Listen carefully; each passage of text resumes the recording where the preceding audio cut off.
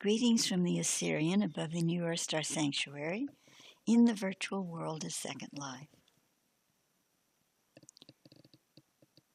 I have been wanting to do this for some time, but I wasn't quite sure how to approach it. I wrote an article in the 1990s, actually in June of 1990, and it was in the Temple Doors, one of the Temple Doors issues of that time. I consider it one of the most powerful transmissions and thus articles I've ever written. It's long, and I really would like to read at least a great part of it, pausing for commentary now and then, because I believe it is so appropriate to look at this at this time in history in 2016. To be precise, we're looking at May 24th, 2016.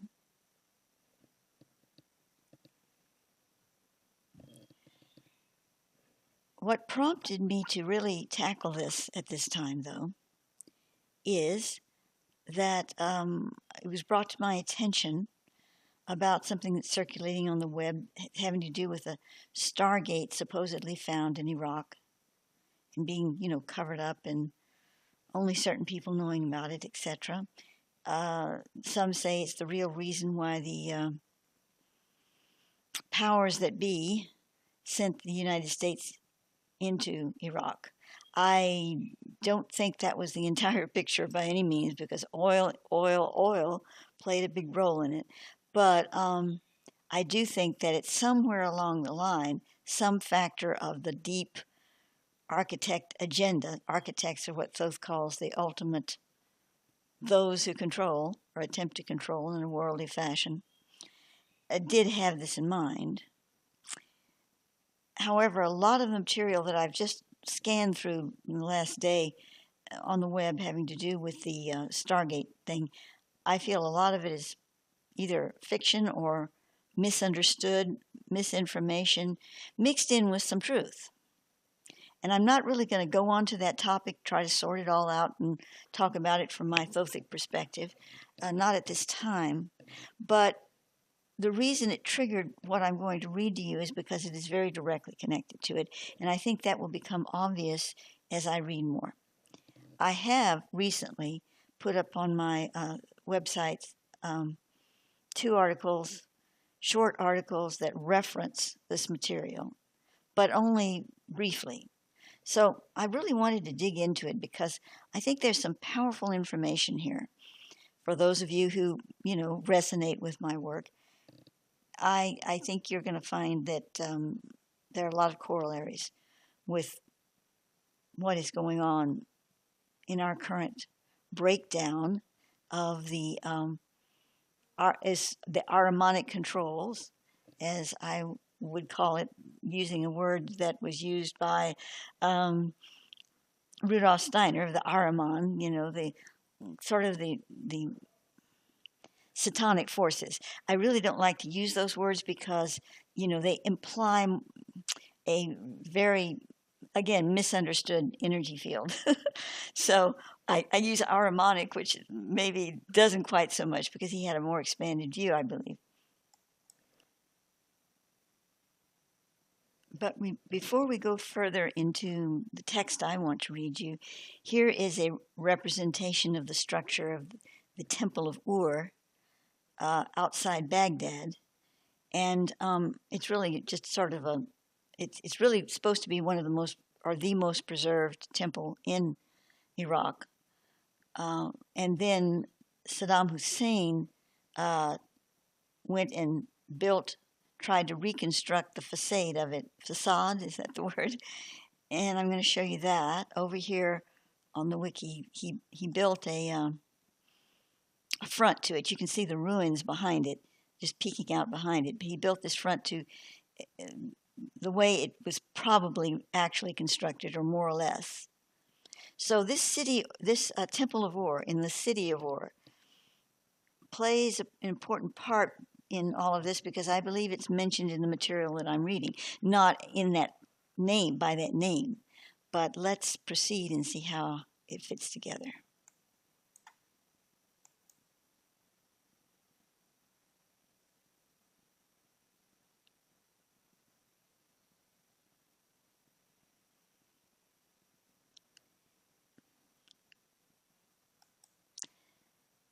Okay, let's try that again. Here we are. So I'm going to read you from the Temple Doors issue 390, which it can be found in my, I believe can be found in my Spirit store as a downloadable document, but also in my Kira portal for subscription members. So as I read this, remember I'm speaking to you from the past, from 1990. The following information was set down on the 15th of June, 1990, the day after I had received it in the form of pure energy while listening to the music and Atlantis Angelus by Patrick Bernhardt. In order to more fully comprehend this material, the following preface is given. Our known history books tell us that Zarathustra, more commonly known as Zoroaster, was a Persian prophet and magician who lived either 660 583 BC or 570 500 BC. Some documents give 1400 and 1200 BC, and I tend to believe the latter. I'm saying as an aside. His followers, the Zoroastrians, are seen as worshippers of divinity through the symbol of eternal fires. For the few Zoroastrians left in the world today, mostly in India, this is true. However, the religion of Zoroastrianism, it's hard to say, Zoroastrianism, has been greatly diluted since the age of its birthing. While sacred fire always played a major role in the rituals of this religion, its principles are founded in the conceptualization of the molten fire of the forge, wherein the Excalibur and Grail find their spirit origins. According to Thoth and other esoteric sources, Zarathustra, Zoroaster, were three separate incarnations of the same soul, or more appropriately, souls. Each person contained a layering of quite a lineage of souls, the same layering present in all three incarnations, although the greater spiritual power lay with the first, Zarathustra. By the age of the Zoroasters, the etheric bonding of the planet was not stable enough to hold the full force of the Zarathustrian lords. These lords are spoken of in the preceding message of Thoth. It is in its greater part, this first cycle, Zarathustra, that the message addresses. Now, before I quote this, I want to go back and say, remember, I really haven't read this probably in full since it was written. And I realize now that what Thoth is saying is that there were two Zoroasters, one in 660, 583 or whatever, and the other further back in 1412 BC. And then there was Zarathustra, and I think he goes back even further. It's something like that. I think there's two Zoroasters and one Zarathustra. It's really all the same being incarnated, having incarnated three separate times. Okay, so now we're going back to the message that Thoth directly gave me on this. The book of the Zarathustrian lords was written in only one copy by the hand of Zarathustra as he opened his being to the archangel Samael. This copy, Thoth tells me, well, I'm speaking for him here, was originally kept in the Olai, O-L-O-A-I, Olai, the inner mystery temple of Zarathustra near the Persian bottomless lake of Takat Isluman, by the rim of which the city of royal fire once reclined. Now he's speaking of the Persian. Well, all of, I think, Iraq and Iran and all of that was called Persia a long time ago. Where this city once stood now remains only ancient ruins, but the cavern complex of Oloi, hollowed into the nearby mountains, retains the eternal fires and spiritual promise of things to come. According to Thoth, the innermost truths of Zarathustra were contained within the Oloi, which is the name not only of the inner temple as a physical place, but as a spiritual habitation alive within the priests and priestesses of that place. Therefore, Oloi identifies the grouping of souls as well as their inner temple. The outer manifestations of the religion did not come about until the period of Zoroaster's, being considerably watered down for the peoples of the time. The work of the Oloi was to build the spiritual power matrix for future sacred events of major consequence, beginning with the birth, life, and death of Jesus Christ. This spiritual power matrix was not to be in the form of the belief structure of the masses, but as an actual grid of being, fortifying the natural spirito-crystallic entity of the earth. Within the cavern complex, this infusion could manifest, grow, and await its birth age. There are several birthing points for this energy, many of which are yet to come. Now that's keyed here. I'm speaking now in 2016 because I believe that we are either in one or on the cusp of one, and as this unfolds here, perhaps that will become more clear to me. So I continue. Throughout the Zoroastrian religion, it is taught that Zoroaster was given spiritual insight as to the nature of good and evil, each in his vision having come from distinctly separate origins. Evil did not come from good, nor did good merge from evil. Thoth relates that Zarathustra and the lords of his multi-leveled embodiment came to earth as foot soldiers of a divine command of archangels to comfort and destroy evil in the name of righteousness. This was and still is to be accomplished through the direct confrontation at specific points in the space-time continuum. Now, I want to pause here again. Well, maybe I'm not going to. I'm seeing here that Thoth may be describing what I wanted to say, so I'm going to wait a moment and continue and see what happens. Again, remember, I'm reading this now, and I haven't read it for many, many years. So it's kind of unfolding for me as it is for you as I read it.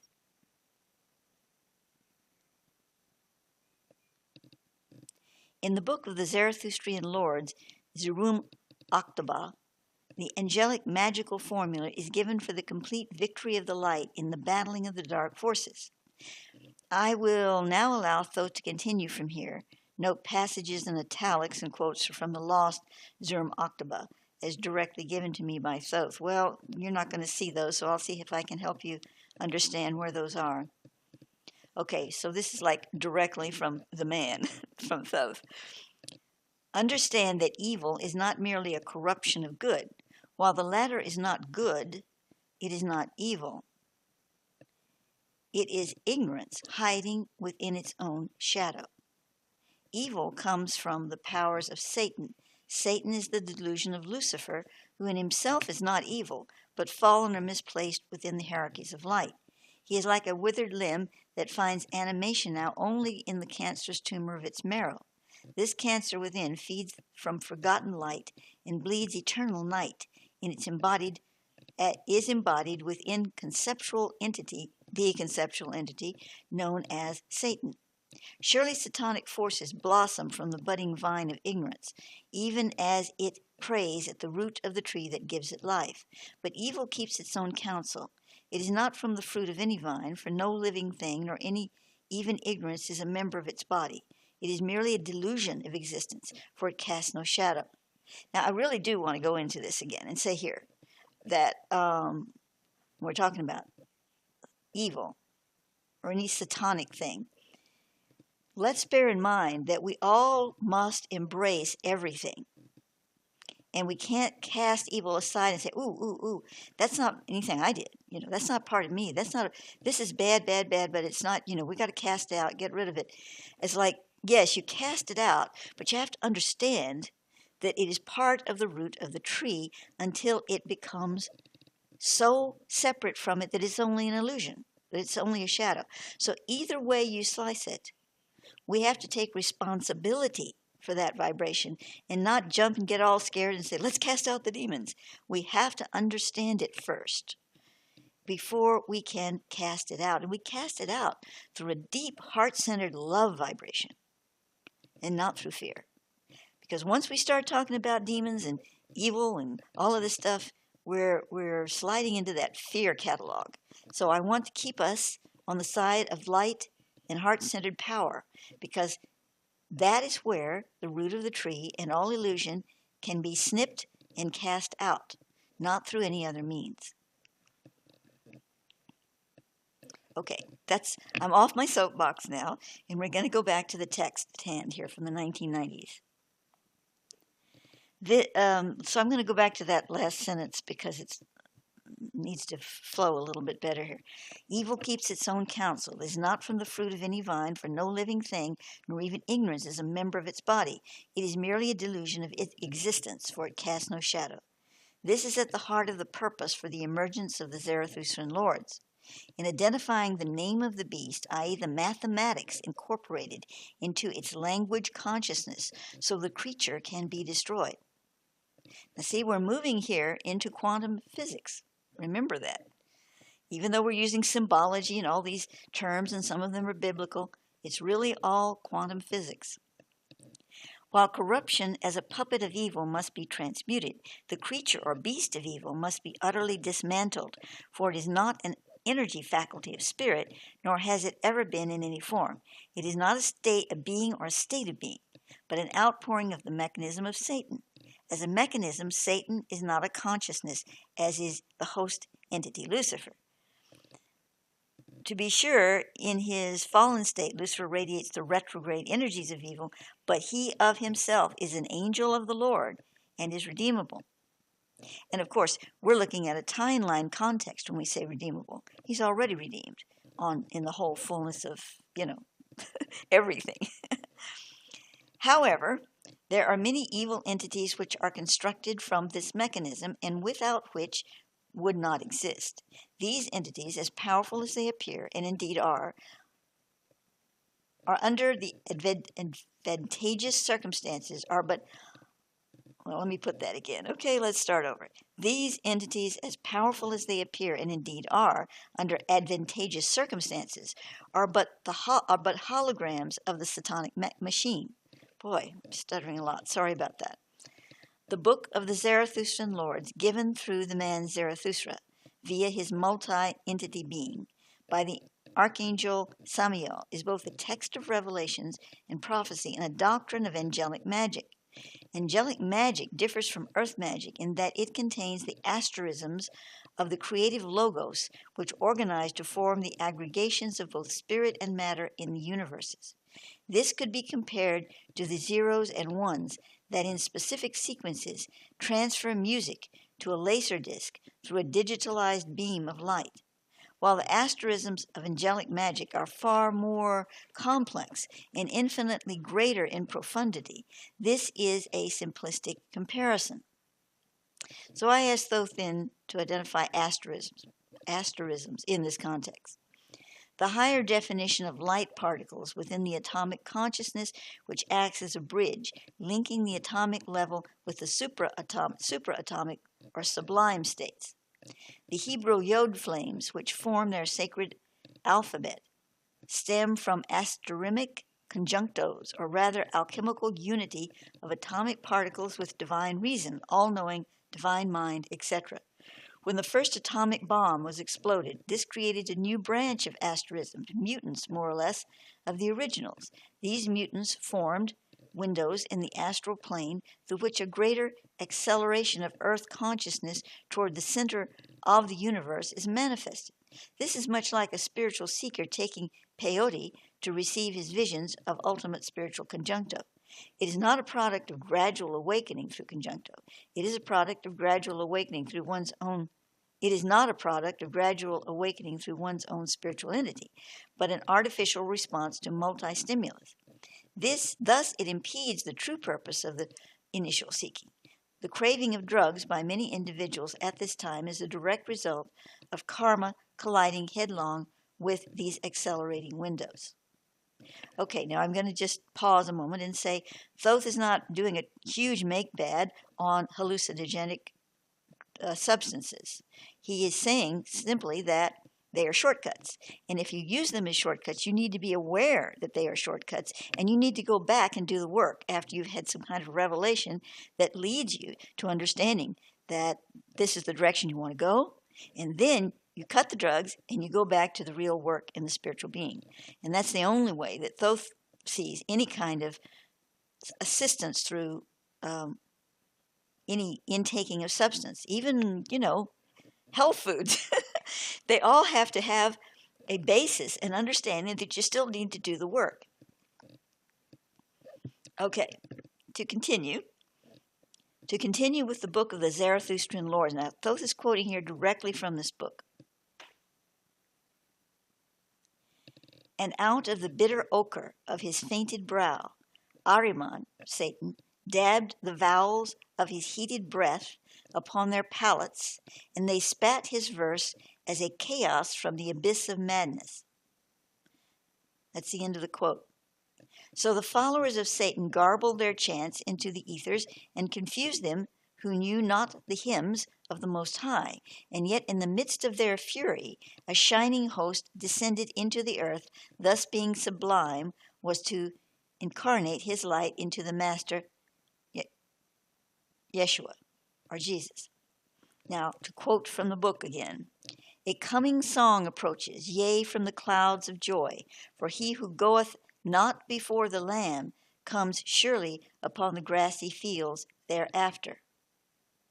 This passage is in reference to the emissaries preceding the Christos, making way for his presence in the life wave of earth and the new earth of those who come after him, who now, because of his passing, find abundance stretched out before them. Yet in the evidence of things seen, this has not come to pass. For much travail is still with the earth. Such prophecies speak of those things not yet revealed to the flesh, hidden from the senses, presented only to those initiates who seek through the Spirit. But the time is soon approaching in which, now we quote the book again, the rapture of the age shall enfold the number in man, and his glory will be upon him. See, unquote. Thoth continues, from the pages of the book of the Zarathustrian Lords, the full understanding of the Antichrist is given. Quote from the book, therein shall he dwell in the midst of the foundation, a whirlwind of terrible might. From the doctrine of Ahriman will man forfeit his weights and measures upon the scales of perfection until the vanquishing of the servant of the intrepid is accomplished. Unquote. The servant of the intrepid is the Antichrist in bold ego, without soul, who is merely a shell for the service of the holographic powers of Satan or Ahriman. The forfeiting of his weights and measures are balances of human will and destiny that will not be able to function within the spectrum of the satanic might.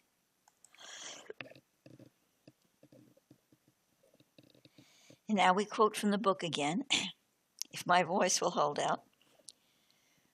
For the creature of his power is a god of dust, from whence decay issues forth. Long are the days of his lusting, lamentation and renting of the curtain of the holy is forborne until the children of the star, Israel. No, wait, let me start that over because this is really important. I read it wrong, okay? We're going to start over. For the creature of his power is a god of dust, from whence decay issues forth. Long are the days of his lusting, lamentation and renting of the curtain of the holy is forborne upon the children of the star, Israel, until all who have done him service are brought before the pillar of consciousness. Unquote. The truth of these words is the consequence of evil, that it must run its gauntlet before it can be quelled. There is a cycle that once begun must be completed. If it were not closed, like unto a circle, it would escape the gravity of its center to devour all. Thus, the law of the universe allows it to spin as an atomic particle decays. From this action, it closes the causal ellipse about the center of its force. It is then self-contained. Yet each of these ellipses sends one tiny bit of matter or essence out into the world to create a new spin. These are those who have done him service, not individual entities, but the particles of decay they carry. Because this passage refers to the children of the star, it is addressing specifically the coming of the Antichrist in Hitler. It all had also manifested in a lesser degree within Napoleon. Now, I need to pause again here. Okay, there's some things I want to address, and I'm not quite sure how to do it. Let me see. I'm going to pause a moment, and I'll pick up when I get it together.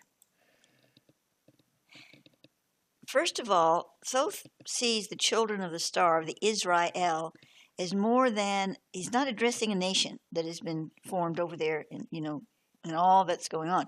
He's addressing an energy. And certain people who call themselves Jews, that's their term for what they are as a nation, but they're really a mixed of races, actually. Many of them are of the children of the star. But it's a vibration.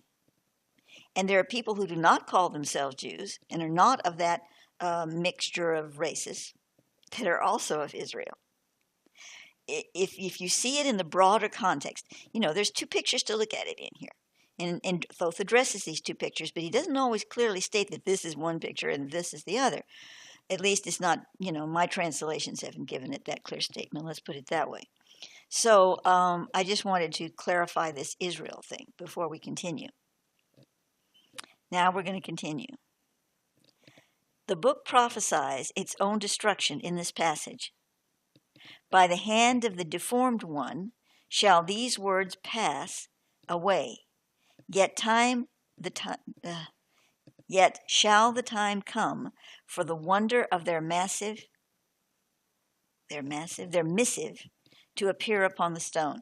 I read that so poorly, I'm going to start it again. By the hand of the deformed one shall these words pass away, yet shall the time come for the wonder of their missive to appear upon the stone. Unquote. Thoth continues. The deformed one is a twofold entity. Its greater meaning is the deforming or distorting of sacred symbols in order to infuse them with black powers, but it also refers to a man whose name was Hilliard, who last possessed the Zerum Octaba. Hilliard was an alchemist in the 9th century who labored under a physical deformity. His achievement of self-mastery was dimmed by his indecisive allegiance. Often tempted to serve darkness, he was also drawn to the light. Because he was unable to discern his true path, he was not a full initiate of the knowledges empowering the book, and thus, when he opened it, the entire text turned to powder in his hands. The book further reveals that the words shall appear in the future, as it is so being fulfilled in part at this moment. I mean by writing this text down as I was doing then. The stone is the philosopher's stone. And if we quote here, there's a quote from Parsifal, from Wolfram von Esenbach. Hear now how those who are called to the Grail are made known. On the stone round the edge appear letters inscribed giving the name and the lineage of each one, maid or boy, who is to make a blessed journey. No one needs to rub out the inscription, for once he has read the name, it fades before his eyes. Now that's from Parsifal. Okay. Now Thoth is coming back and saying, in the book is written the names of the 5 race spirits who have yet to manifest their streaming upon the earth. From these race spirits shall come the new races, bringing the genetic 4-fold helixes into the earth domain. Now, wow. Okay, I think I realize now why I was supposed to be reading this at this time, but I'm going to continue. Since the time of the fall, mankind contains only a 2-fold helix, which stays him from receipt of the complete being. Through the metatronic spiral, the light molecule, the M-stra, begins this process of receipt. Once accomplished, the 5 race spirits, or the archi, will come into the evolutionary field of Earth's manifest plane. These archi are also the first race spirits, only they return as higher evolutions of their form revealed to the Earth natures. Thus, they are meta-archi. The meta-archi cause the asterism's cohesion of the light molecule. Quote from the book again. The amphibet, meta-archi, stretch out their fineness of silks and spin a mudra of totality. From the seed light, they gather all the signs into one shining element, bared to the forge of the sun, bathed in the pearls of the moon. Lo, the scroll of golden beams is written with the quills of their burnishing might and set into the living pulse of the mother realm. Understand the nature of the light molecule embroideries its pattern or passage upon the heart. Now, I'm sorry, that's the end with the mother realm is the end of the quote from the book. Now, Thoth is continuing.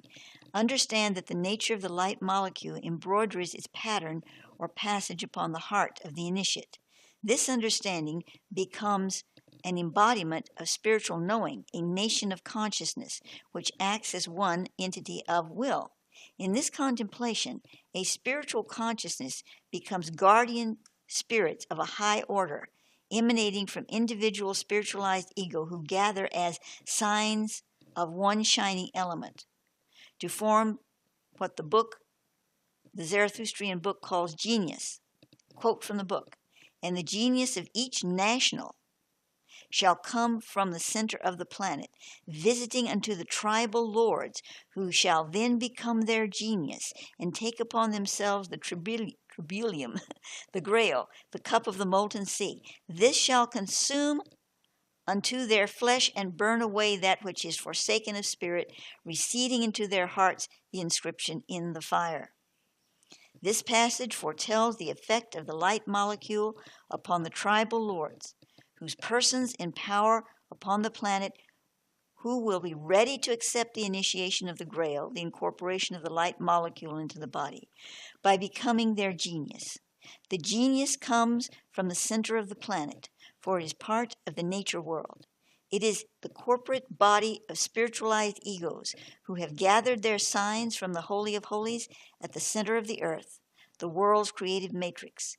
As a genius is formed, so it offers its being to an incarnated tribal lord, and thus the spiritualized ego being can become a human being through a human who is ready to receive the genius consciousness. Now we quote from the book again. Take him, the genius, into your heart, for there lodges an eternal angel to bless and receive him in your name. Unquote. In the book of the Zarathustrian Lords, the genius is the single most important vehicle in the completion of victory over evil. For an incarnated soul who has received her genius is the one form of being who can utterly destroy the beast. I am getting pumped here, everyone, really, because, as I said, I have not read this in years. I was guided to finally tackle this and to share it with you now. And 2 things are coming up for me. The May 29th date, where the Arcadian star streams come through, the 3 portals that bring through, as Thoth had said, beings of developed tribal consciousness. And so here they come through these 3 portals, the 5 race spirits. Now, I haven't gotten all the information on that. I'm just feeling it and picking it up as we're reading here. So I don't know how that's going to happen. But I know that these 3 fiber optics that are opening up are at some point in time, and probably very soon, bringing through the 5 race spirits to connect again. Now, the other thing that's coming here, and it's so clear to me, I'm hoping it is to many of you, what's going on with the planet, the tribal lords, the ones in power that have been deceptive and have been of the Ahriman, and channeling the evil energies. I'm not saying they are evil. I'm saying channeling these what we call evil energies. They are coming down They are being brought down, and who is being replacing them? But the ones that are incarnating the genius of the heart, it says. The genius is the single most important vehicle in the completion of victory over evil. For an incarnated soul who has received his or her genius is the one form of being who can utterly destroy the beast. And I have to say it, I'm seeing Bernie Sanders standing there in the midst here as one who is incarnating this energy, one who is. There are others, and they're standing up to the old tribal factors who have overlorded us on this earth, and everything is in order as it flows through, and the five planetary spirit races come through and manifest in a developed, advanced form. I'm seeing all of this right here and now. I'm kind of, just blathering on about it because I've not received any specific message, but I'm receiving it as I'm reading this. I'm seeing what is happening, and how this was written. When I wrote it down in 1990, I had no idea of world affairs in 2016.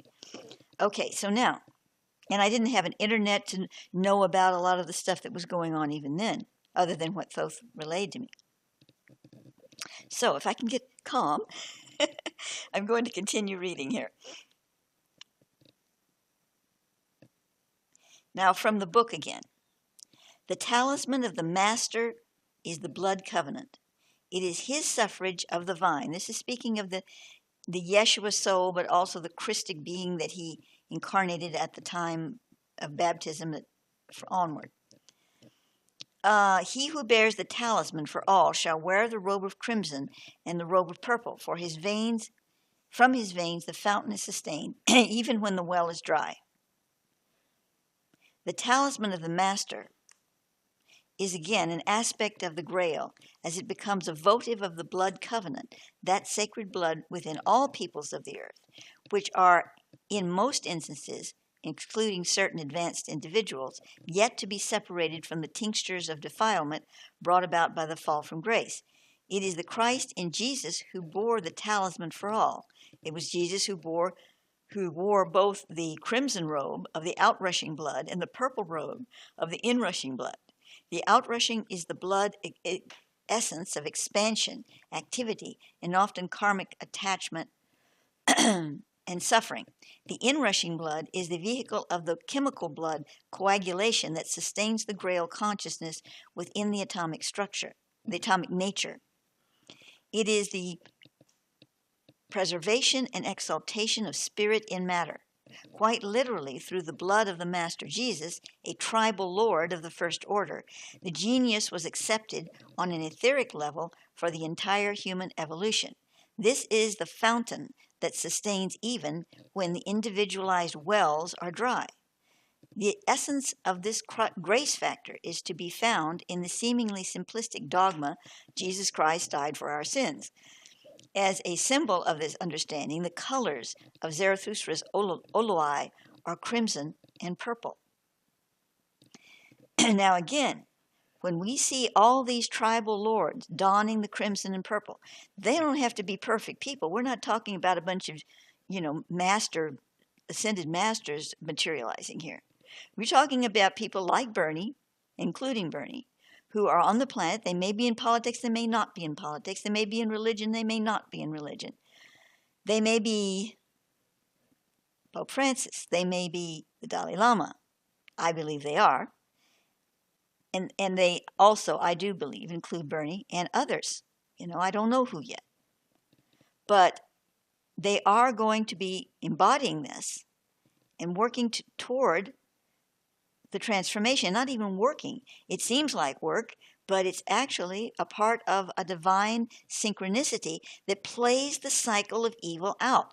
It says the cycle of evil has to be played out. Well, this seems to be in contradiction to the grace factor that Thoth is saying, you can just receive grace and poof, But that is an individual thing. The cycle that is set up becomes a commonality of all the souls on the planet. If all the souls on the planet received grace, yeah, that would happen. But because we're all different people, the cycle has to be played out. But it can be expedited, I believe is the word, by this, what we're talking about here. the talisman of the master is the blood covenant. And by perpetuating the blood covenant, these cycles can be speeded up, in a sense, and just be played out very quickly, very quickly. And we see also, of course, those who are playing the roles of the tribal lords that have accepted the Ahrimanic dimension. And I'm not naming names, but you know who they are, at least some of them. And they are not evil unto themselves, but they're playing that role and they're playing out that program.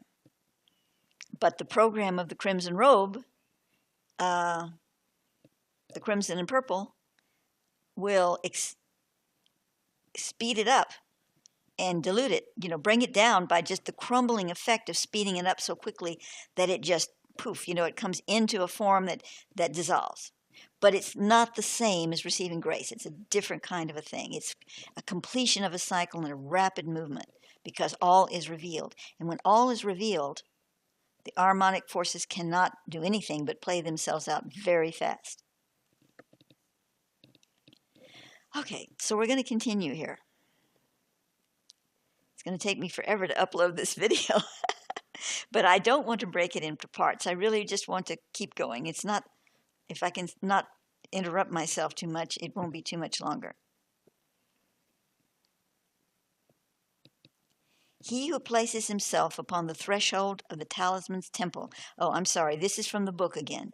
He who places himself upon the threshold of the talisman temple beholds the holy terrible.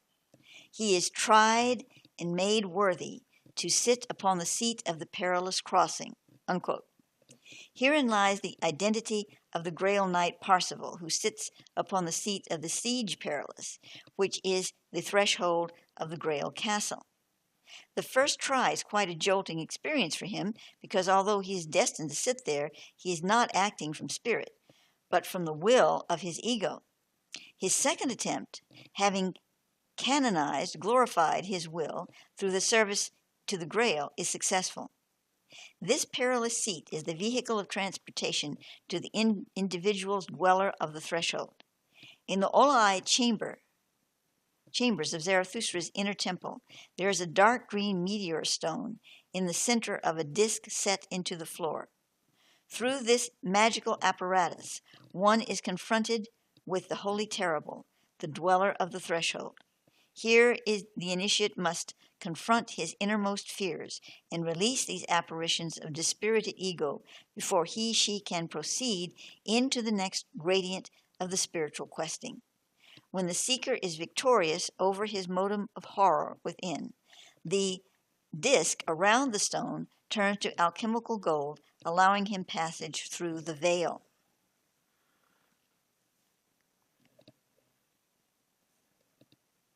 Now we quote from the book again.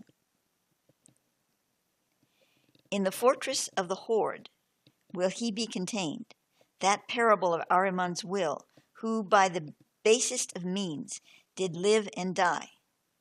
Within the sealed catacomb of Vespar, his duplicity that doth linger, trapped in the vault of time, so as no hand removes the clasp, nor encroaches upon the seal, the evil cannot be fulfilled. Unquote. Within a fortress in this age is contained the materialized body double and Ahrimanic shadow of Adolf Hitler. Unlike the Ka of Christ, released in 1986 from the Pyramid of Giza, this double is not an etheric double. It is instead the sum total of lesser nature that animated the Hitler being.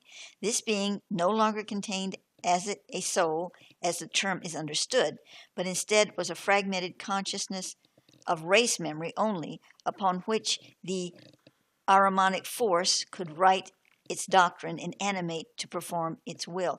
I would like to state here that Hitler was born with a soul, but this, this came about toward the end when it just, everything went south. Okay, to continue. Whereas the Christ Ka dwelt within the pyramid for the purpose of infusing the planet through the power point of that structure, the double of Hitler is sealed away from release back into the force field of the Antichrist. It is in effect being kept from activity. Without this layer of fragmentation, the Antichrist cannot become fully empowered once again.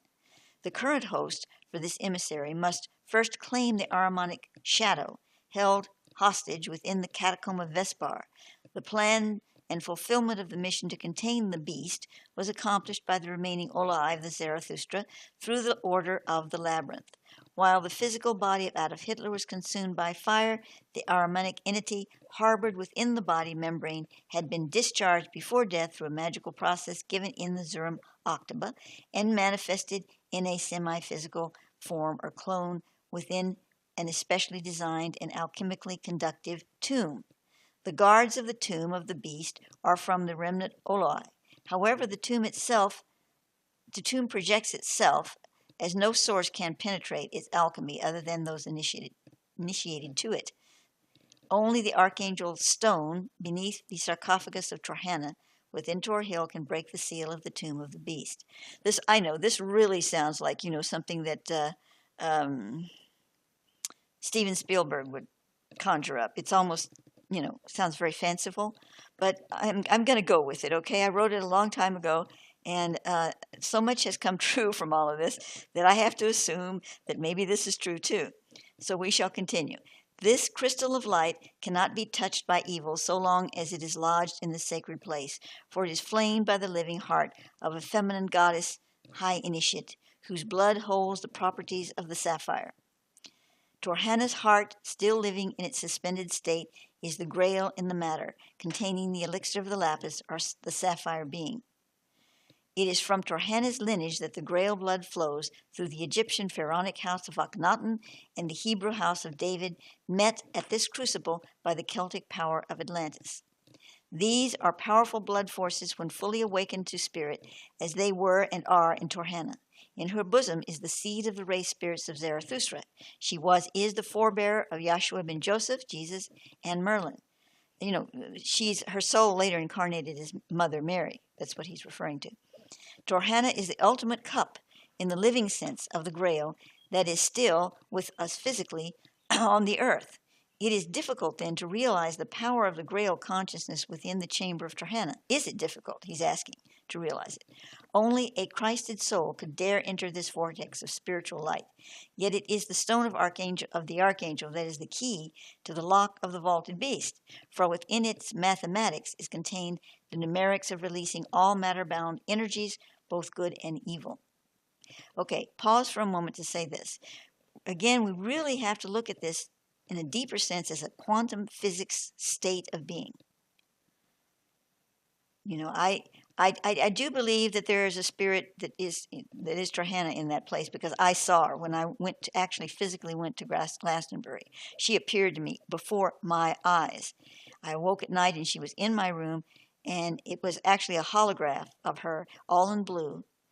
It was amazing. One of the most amazing experiences I've ever had.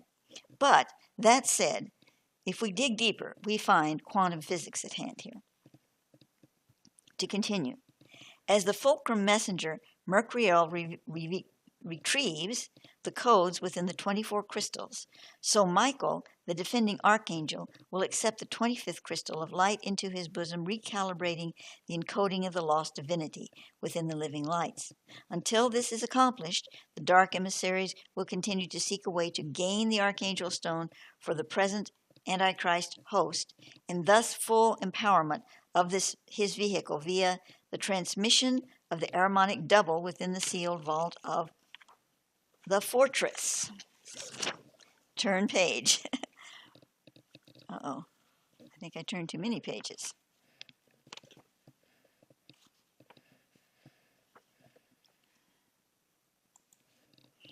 I am skipping some other footnote quotes and all kinds of things because we'd be here forever if I didn't.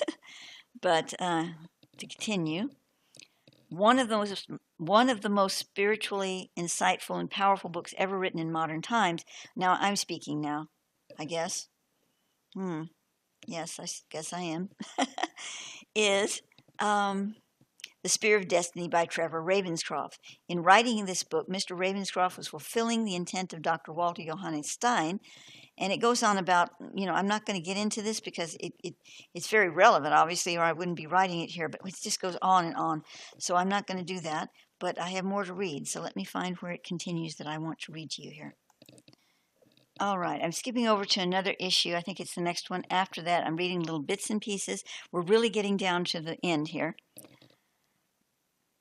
And where is it about the, let's see, I thought I had the right page.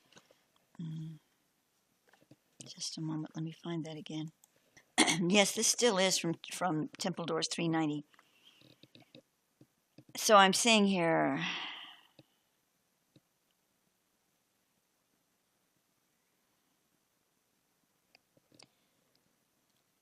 okay.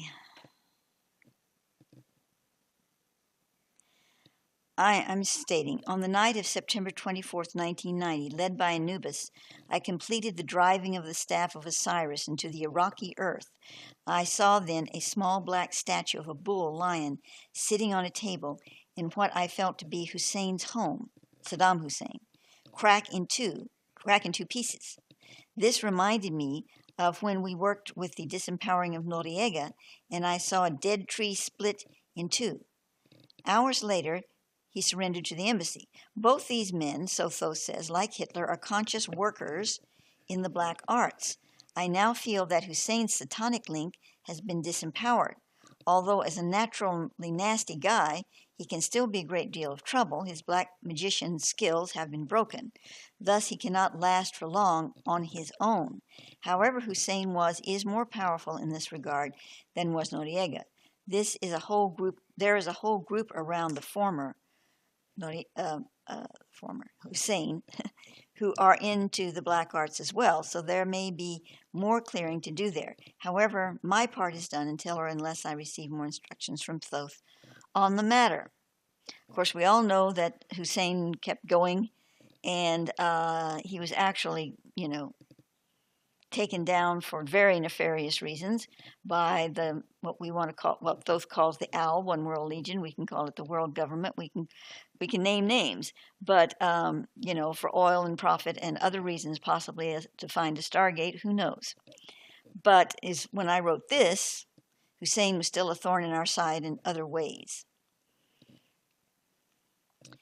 The logos of the Fifth Lord, a gold cartouche, was etherically placed around my neck as Thoth told me that this was the logos of the Fifth Lord, whose power came through the archetype and emissary of Osiris.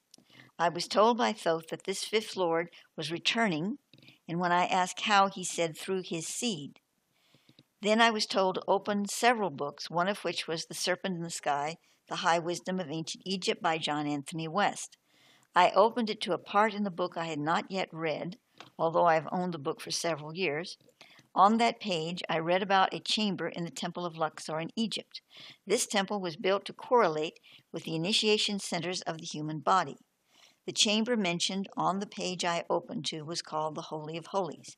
To quote from this page, underlining is mine, the sanctuary Schwaller de Lubitz calls the Holy of Holies may be regarded as a germ or seed, whose dimensions, proportions, and symbolism contain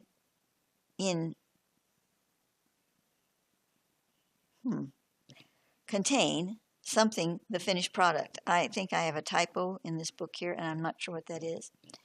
On the west wall of this sanctuary, which once contained a gold statue of a ram-headed Amun, there are 5 kings, drawn, each portrayed in the presence alternately of Amun and Min-Amun, Amun as fecundicating principle. Measuring these kings, Schwaller de Lubitz found them gradually increasing in size. Each king measured exactly 72 digits, the digits being fractions of the different values of cubit, each of which is founded upon exact geodesic considerations. The difference between them is determined by the degree of latitude to which the measure pertains, unquote. So I'm saying now, I'm saying in 1990, in this information we find the 5 lords, kings, in their chamber of the seed. The 72 is the number of petals, i.e. masters upon the rose mystica. It was through this chamber that I consequently entered the interdimensional realm in which Osiris gave me his staff, which was to pierce the plane in Iraq. I know that this is not the end of the connection with the Fifth Lord. After the bull-lion statue was split in two, I saw a princely being looking exquisite in satin robes and turban. He was distinctly Arabic. I was told that this was one eminence of the Fifth Lord, the one which was now free to act within the destiny of Iraq. Thus, the fifth Lord is not just Osiris. It is a multifaceted being, or perhaps consciousness beyond entity form, who has the ability to outpicture within the various culture frames or racial memories. Well, obviously, now I'm working with the Osiris Arising Project, which was given to me in January of 2015. So you can see how all of this is really amazing. Upon awakening on the morning of September 26, 1990, I found this sentence planted firmly in my mind: under the lake of lakes near the plain of Gilgamesh. Gilgamesh is the Babylonian Noah. Looking into the Britannica, I found that ancient Babylonia occupied southeastern Mesopotamia between the Tigris and Euphrates rivers, modern Iraq from around Baghdad to the Persian Gulf. I think it's kind of amusing. I had to look it up in my book, my encyclopedias, because there was no Google. Okay. So I asked Thoth, did I plant the staff of Osiris on the Lake of Lakes? Thoth, it is upon this sacred ground that the holy staff of the fifth Lord, as issued through Osiris, was thus thrust into the earth by Gilgamesh, another embodiment of the fifth Lord. So you accomplish this etherically by your reenactment, thereby creating the movement of the crystalline grid beneath the Lake of Lakes. And I asked if it's a dry lake bed, and Thoth said yes. He said, is the lapis sea channeled, something referred to in the past that I channeled, and or channeled by the Emerald Center group. Well, that was a group of people I was visiting at one time. Then Thoth says, understand that the word lapis in this context is to be embraced in its ancient usage as well as its lapis lazuli, the actual mineral vein.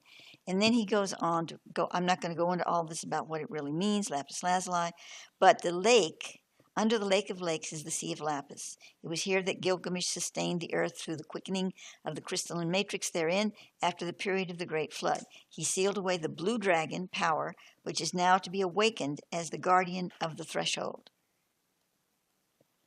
So let me see if there's anything else here before I conclude.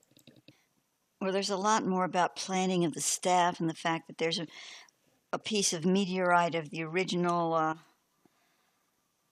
Lucifer stone, and that's not a bad thing. Again, we're looking at this from a higher quantum element beneath the lake and all of this that goes on there. And there's some very interesting information that correlates it all from other people's writings that I didn't know about it until I did research. In those days, it meant, looking through the Britannica or whatever. And so then it brings us up to this. And this is just the last little bit. I keep saying that, but I find more. And still in issue 390, which is a whopper of an issue. In reference to the logos of the fifth Lord, which I saw as a gold cartouche containing hieroglyphs, and bearing in mind that the fifth Lord's first entry into Earth was through Osiris, the Sirius Mystery has an interesting correlation. Now I'm quoting from the book, The Sirius Mystery. The oldest and simplest form of the name of Osiris, we are told, is a hieroglyph of a throne and an eye. The eye aspect of Osiris is thus fundamental. The meanings of the Egyptian hieroglyphs and names of Isis and Osiris were unknown to the earliest dynastic Egyptians themselves, and the names and signs appear to have been pre-dynastic in origin, which means around or before 32,000 BC. In other words, 5,000 years ago at least. Oh, well, I'm here to tell you it was a lot longer ago than that. There has been no living traditional explanation for the meanings of the names and signs for Isis and Osiris since at least 2,800 BC, at the very least, unquote. And in an earlier paragraph, Isis and Osiris star identities are given, and here's quoting from the Sirius Mystery again. The companion of Isis was Osiris, the chief Egyptian god. The companion of the constellation of the Great Dog, which includes Sirius, was the constellation of Orion. Since Isis is equated with Sirius, the companion of Isis must be equated equally with the companion of Sirius. Osiris is thus equated on occasion with the constellation Orion. More than on occasion, I would say. But anyway, that's the end of that quote. Now I say, it was the Egyptian archetype god Anubis, the jackal dog, protector of the journeys, that guided me to Osiris. Now I don't know that I knew it then, but Thoth later told me that Anubis is an aspect of Thoth, an aspect of himself. So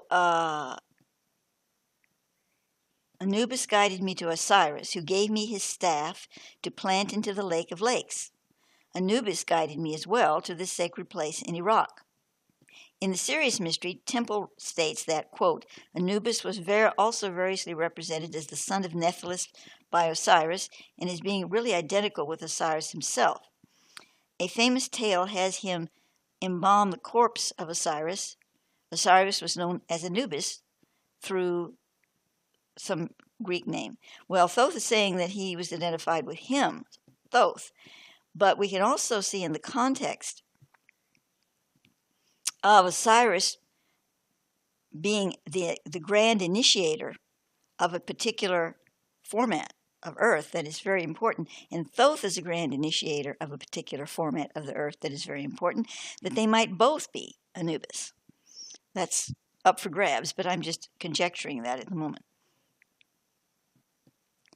And then two more familiar names appear, and this is a quote again from the book of the Sirius mystery. Zoroaster, also known as Zarathustra, is known to have postulated two basic divine principles: Ahura Mazda, the principle of light and goodness, and Ahriman, the principle of evil and darkness.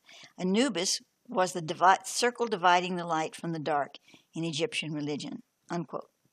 So I say, thus it is understandable that Anubis, another form of Osiris, could not only lead me to the latter, but into the land which is now being torn between the light and dark. And we quote again from the Sirius mystery. The Egyptian word Kem also has the meaning shrine, holy of holies, sanctuary, and little, small. That's what it says. Also, he whose name is known, i.e. God, also God of procreation and generative power. In Wallace Budge, we also read excerpts of Egyptian texts speaking of holy emanations proceeding from Sirius and Orion, which vivify gods, men, cattle, and creeping things. Both gods and men are pouring out of the seed of the soul. Of course, the Dogon tribe maintain the same thing is almost precisely the same terms. To them, the seed which energizes the world pours forth from the Sirius system. Now, I'd like to take a moment and say we know that, from my work anyway, that Osiris, the Pleiades, and Sirius are all, a triplex, Thoth calls it. And Sirius is the gateway that balances and brings things into light. And it's also the place where karma is collected and awaiting purification. I don't mean it, when you have karma, it goes into Sirius. This is we're talking about a bigger cosmology here. So I'm sort of shortcutting it, but it's all involved. So now I say in 1990, in these quotations, a distinct relationship is formed with Thoth's statement to me that the fifth Lord was coming again to earth through his Osiris's seed, and then finding the Holy of Holies chamber in Luxor, representing the generative power to contain the five kings, lords. And I also might say, I'm going to interrupt myself to say we have these five race spirits too. Let's consider how that might tie in, because this all started with me doing this today by getting excited about this Stargate thing, and these race spirits, I believe, connect directly to the opening of that Stargate and to the threefold fiber optics that are coming to us, that are coming through, oh my gosh, I've forgotten where it is now, someplace, and going into the earth and up through Uluru. Mongolia, that's it. Okay, it's Mongolia. So back to the text.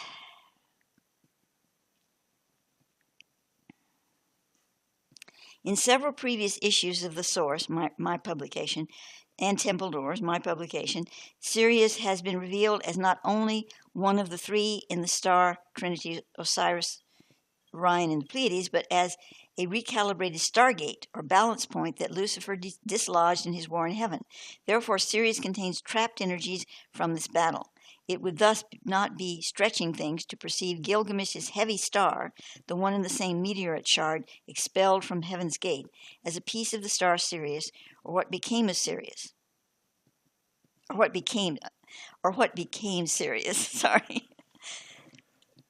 In writing The Sirius Mystery, Mr. Temple is focusing on presenting historical correlations, testimony, and supposition that beings from the star Sirius came to Earth in ages past, greatly influencing ancient cultures. This is most certainly true. However, some of the facts he presents to support this focus reveal to me, based on the recent information from Thoth, much more than a visitation from another world, of which we have had many, especially from Sirius, Orion, and the Pleiades.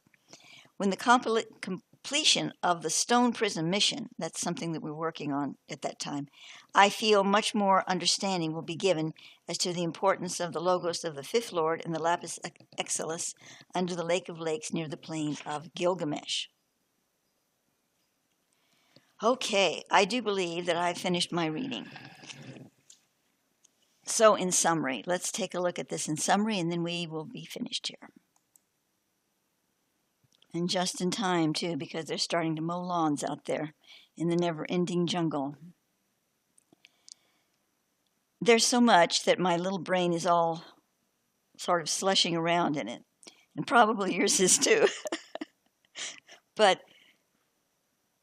you know, I might urge you to get this Temple Doors 390 issue so you can actually read all of this, if you indeed you're interested at all, and take a look at how it really relates with what's going on in our current world situation. I don't need to spell it out for you, I know. I mean, it's just so obvious in so many ways. And if I'm indeed correct, and I believe that I am at this point in time, that on the May 29th date, when these fiber optics set up, these 3 channels that will receive many different light codes and signals coming directly from the mother's milk of the Atosic universe, into our Earth holographic field. I truly believe these 5 ray spirits are going to be reunited with our planet again. And as I speak this, I'm receiving this, that this is so, at least from my Thothic perspective. So I might be doing another video on that, but that would be after the 29th, I'm pretty sure. And it certainly won't be this long. This just was necessary to really show you the depth and the scope, and to realize how long ago I received this, and how pertinent it is to this point in time. We must see the world stage right now, as literally coming to the end of the harmonic cycle on the planet. That doesn't mean that everything's going to be joy and light anytime soon.